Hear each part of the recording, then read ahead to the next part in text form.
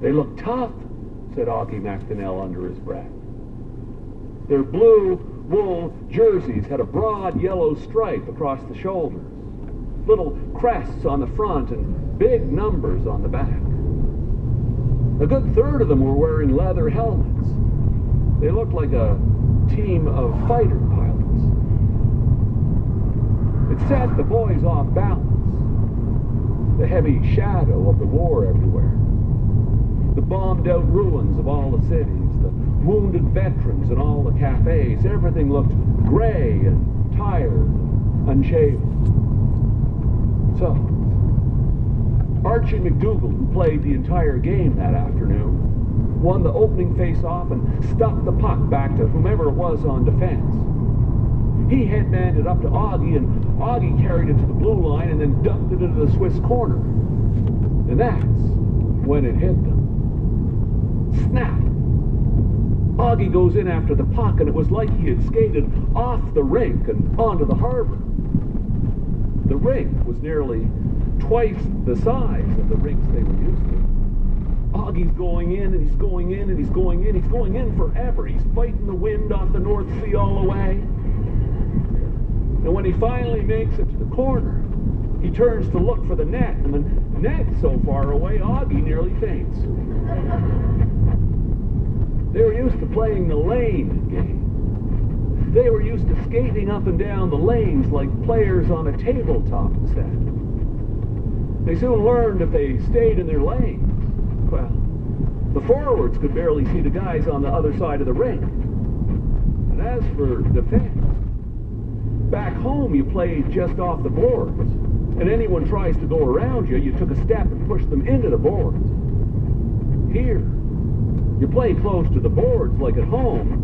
There was one mother of a hole down the middle. At the end of the first period, the Swiss were beating them 4-1. "You guys are good," said Archie in between periods. End of the game, it was Switzerland 7, coal miners 2. And it should have been more. They lost their first 2 games, that one against the Swiss, and the next against the Norwegians. But then they beat the Brits and the dubious guys from France. And they seemed to find their confidence. And to make a long story short, when all was said and done, the championship of the world, 1945, came down to the Cape Breton coal miners against the Czechs. The final game was scheduled for a Saturday afternoon. First, there was a big breakfast, cooked outside over a fire. At least 500 people showed up. "More," says the old man in the blanket, waking up, leaning forward. There were thousands, all around the rink and up on the roof. At the end of the third period, "This is the part we're not supposed to talk about," says the old man. It is Russell Montgomery, the old librarian who stares him down, says, "If we don't talk about it, who's going to? Someone should talk about it." What happened is this. They played 3 flawless periods of hockey. Perfect hockey. Each team playing their own game. The Canadians dumping the puck into the corner and skating in and digging it out. The Czechs carrying it across the blue line. If they didn't see their way across it, they turned around and headed back to their own end and started again. The game rolling back from one end of the rink to the other. The shots that made it to the net, perfectly precise. The goalies, precisely perfect. When regulation time ended, they were tied. 0-0. So the ref called them together and explained because they were also tied in total tournament goals, they were going to overtime.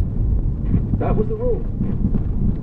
They could go to the dressing room and get warm, and in 15 minutes they'd come back out and play a sudden death overtime period.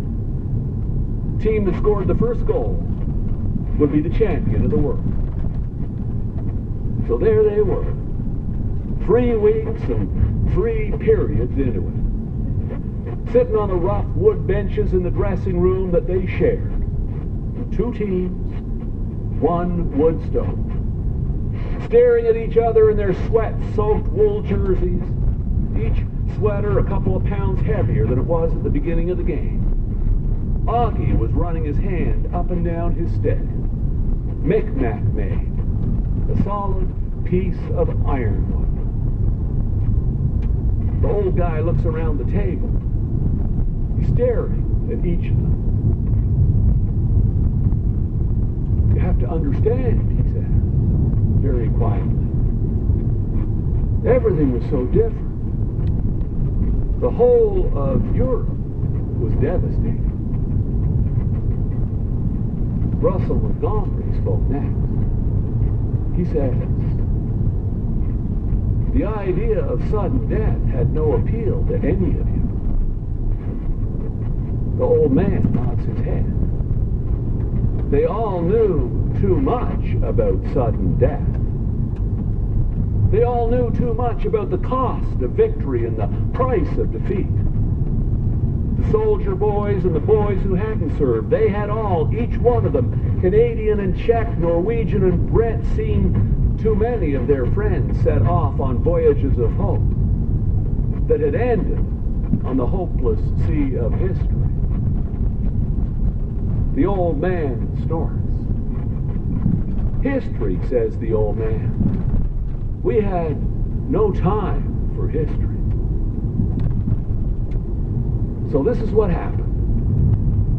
They came out for the overtime period, and the people watched in stunned silence as they skated out, all of them, and dropped their sticks at center ice.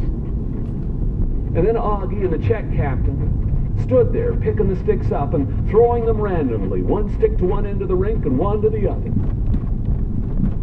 The players went and found which end their sticks had landed, and when they did, that was the end they'd defend. Before they began playing, they skated to center ice again and changed sweaters. So in the rubble of the war, the 2 teams who played the overtime period for the championship of the world were a made-up mishmash. Some from this side, some from that. Some Czechs and some Canadians. The overtime period was no more than a giant, joyful game of shinny. They tried to stop us, says the old man. But we kept playing. They had come to seek honor, and they had decided there could be no honor if winning meant one of them had to lose. Should be on your message now. The period lasted for hours. People who were there said it was the greatest hockey they'd ever seen. The officials were furious. There was a meeting that night. They threatened to expel Canada and Czechoslovakia from international competition. But there was some sort of deal struck that involved secret money, and part of the deal was everyone promised not to talk about what had happened, and no one ever did. Which is why you've never heard of it. But it happened. The old librarian leans forward and looks at the old man in the blanket. What I always wondered was how it happened. Whose idea was it? It was Augie, right? I always figured it was Augie. The man in the blanket laughs. You want to know the truth, he says? I'll tell you the truth. It doesn't matter anymore. No one cares anymore. It wasn't Augie. It wasn't any of our guys. Or any of the Czechs either. It was Sir Alan. Sir Montague Allen, who had met them at the Allen Cup. And when news of the European tournament reached his desk, had not only paid their way across the ocean, but had gone with them. His last hurrah. Sir Alan, who had lost 2 daughters and 1 son in the First War, had gone into the dressing room after the third period and said the right end would be to end it right here. One should play for the game, he said, not for a flag. The old man in the blanket shrugs. Someone translated for the Czechs. They all felt the same way. They needed Sir Alan to say it. But when he did, they shook hands in the dressing room and they went back onto the ice and they changed sweaters. That's the truth, says the old man. That's what happened. Then he says, later, some of the fellows regretted we did that. Some of them were ashamed. But that was a long time ago, and they're all gone now. I'm not ashamed. I don't regret anything. I played in the greatest game of hockey ever played. What's to regret? He looks around at them all, and then he takes a sip of his beer, and he falls back to sleep.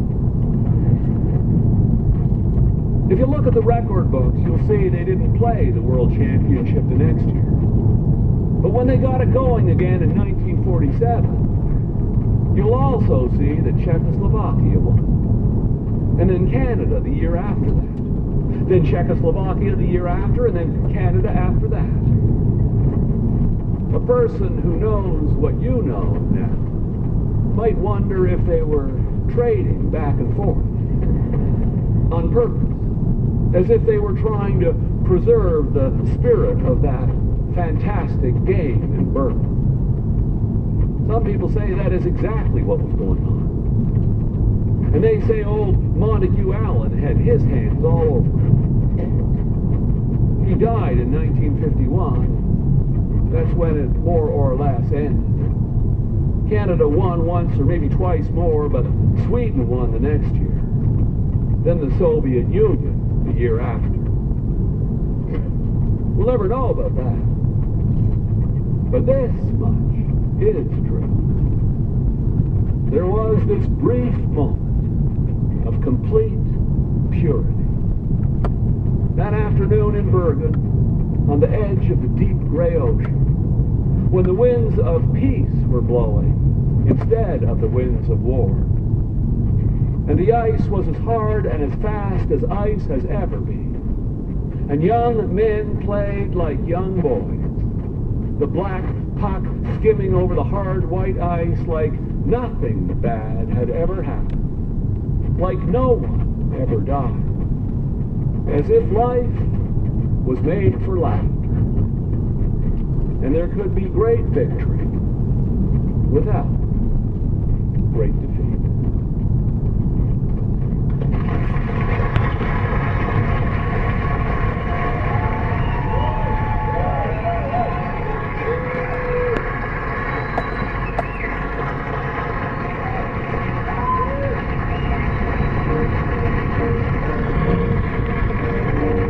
Thank you, everybody. Thank you very much. But sadly, we've come to that part of the show where it's time for us to say farewell. Before we go, I want to thank our special musical guest, Anne Reed.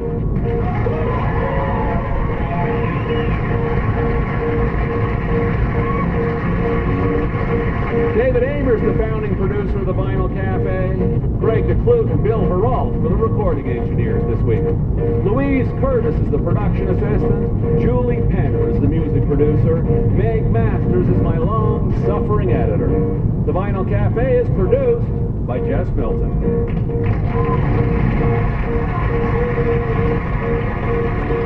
I'm Stuart McLean at Jasper Park Lodge, and we're going to let Anne Breen sing us out. So long for now.